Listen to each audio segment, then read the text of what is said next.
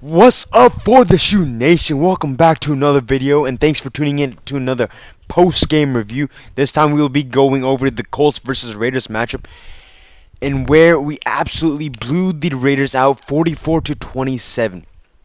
In fact, we blew them out so much that we put on all our bench warmers for the defense in towards the end of the first game. And before I get on with the post-game review, I want to give a big shout out to my subscribers. If you're not subscribed yet and you're a new viewer, please hit that subscribe button. It does mean a lot. We're at 16 followers. We got 16 followers in 2 weeks. Really does mean a lot. That's 8 followers a week, and considering the fact that I started 2 weeks ago, that's some massive growth right there. And I'm getting like a lot of likes on my videos, so that's how I know you guys are really liking my videos. I will get better and better with my videos. I will get a new webcam soon. I know this one is not very ideal. And I also want to give a big shout out to those who tuned into my live stream yesterday for the Colts versus Raiders play-by-play. Specifically, NT tuned in, and so did FaZe Waterhose. FaZe Waterhose is my guy. He stuck around through the entire live stream and chatted with, talked to me about the game. So if you want to see more play-by-plays, please tune into my next play-by-play this Sunday when we face the Texans. So I will be doing a play-by-play, so please tune in. And let's get on with the post-game review. So this is exactly a textbook game. But what I mean by textbook game is this is how coaches draw up games. This is what coaches expect you to do in games. When the defense performs, the offense performs. That's how you play. That's how you play football. And that's exactly what the Colts did here. That's exactly what we did here. All all teams decided to show up to play. Special teams. Hot Rod had a big game. Offense had a big day, and so the defense. Defense played absolutely phenomenal. They did allow 27 points, but one touchdown came in with that cheap Derek Carr run into the touchdown where we were playing more conservative. I'd like to proudly say, and my prediction on Jonathan Taylor running for 150 plus yards came true. He had 20 carries for 150 yards. If you guys don't know, that's 7.5 yards per carry. That's 7.5 yards per carry. That's how you know our offensive line is doing their job. That's how you know Jonathan Taylor's doing his job. You saw Anthony Casandra did go to the locker room earlier in the game, but he did return, which is excellent news. Um, and T.Y. Hilton had himself a monster game with 2 touchdowns. So Jonathan Taylor and T.Y. Hilton had 2 touchdowns apiece this game. They had an absolute field day. T.Y. Hilton had 80 plus yards, and I just want to commend the game. Can we just all commend the game? Commend Philip Rivers for the game he had. Can we just all please commend the game for Philip Rivers? Yeah, for Philip Rivers.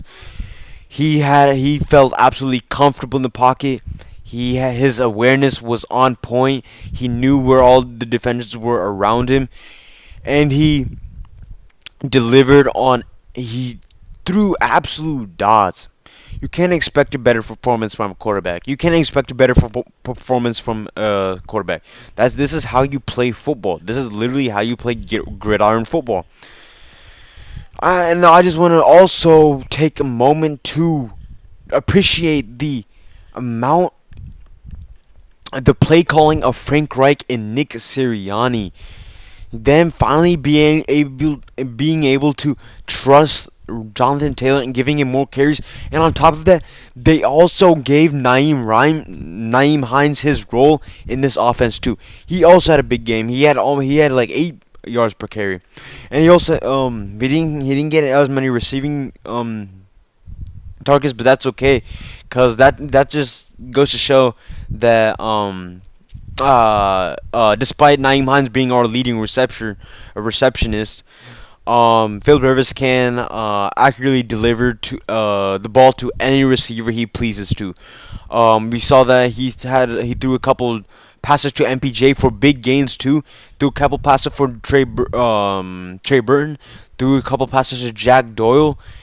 And he also threw some passes to Mo Ali Cox. He threw some passes to MPJ. He threw Zach. Name the person he threw it to. Except for Marcus Johnson is the only person he didn't complete a pass to. But Nevertheless, this offense is doing phenomenal.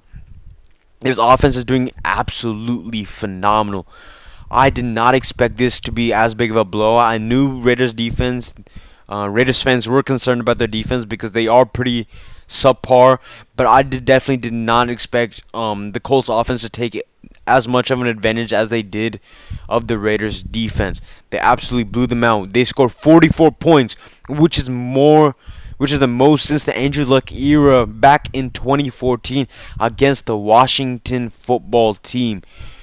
Um, if you guys don't know, Colt McCoy, I think RG3 was playing back then, but Colt McCoy was his backup, and we scored 49 points that game. So that's the most. The game yesterday was the most points we scored since 2014. And Philip Rivers, I know you had a ton of doubters. Unfortunately, I was one of them, but I have learned to never doubt Uncle Rivers. Philip, please forgive me. It will never happen again. It will never happen again. Please forgive me. Please forgive all the Colts doubters, the Philip doubters too. They didn't mean it. They didn't mean it. They didn't mean anything. And you had an absolute field day. Jonathan Taylor, bro. I'm so excited for this kid. I'm so excited for Jonathan Taylor. We're finally getting some value out of drafting him second round. A lot of people are telling me CEH is better, Antonio Gibson is better. Like, no, they're not. Jonathan Taylor is better than them. The only rookie running back better than Jonathan Taylor right now is James Robinson. And the only reason he's better because he's been able to show more because he's been their starter since day one. Jonathan Taylor has not been that for the Colts. You saw him get limited touches with the Jags.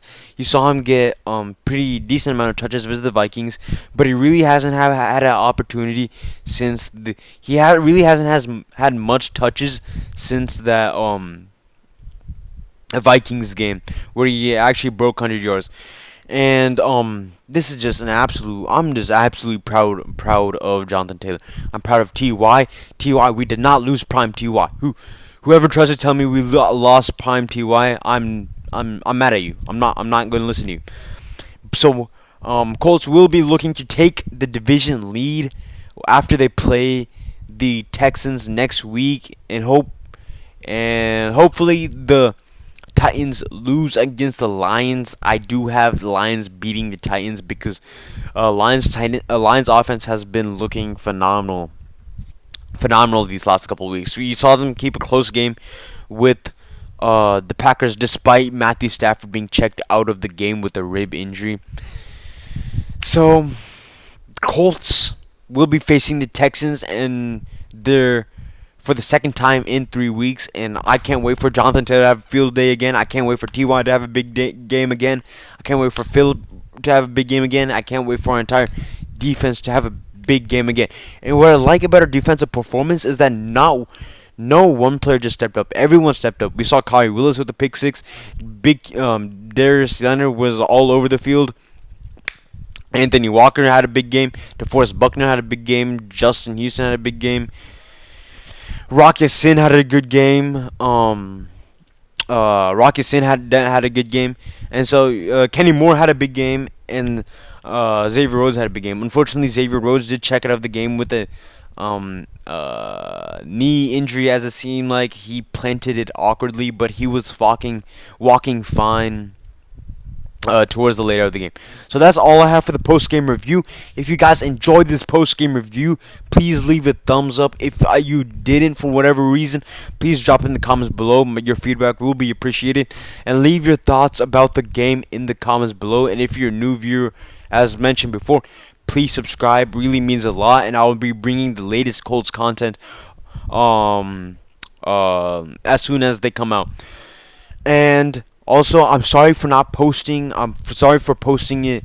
Sorry for starting to film my videos later than usual. I do have basketball practice and exams are coming up. So during winter break, I will be posting Colts content like there's no tomorrow.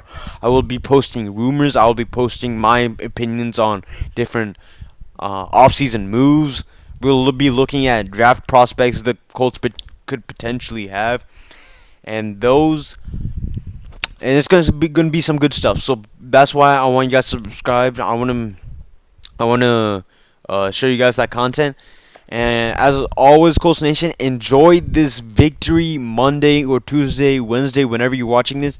And I'll see you in the next video. And as always, hashtag ForTheShoe, and I'll see you next video, Colts Nation.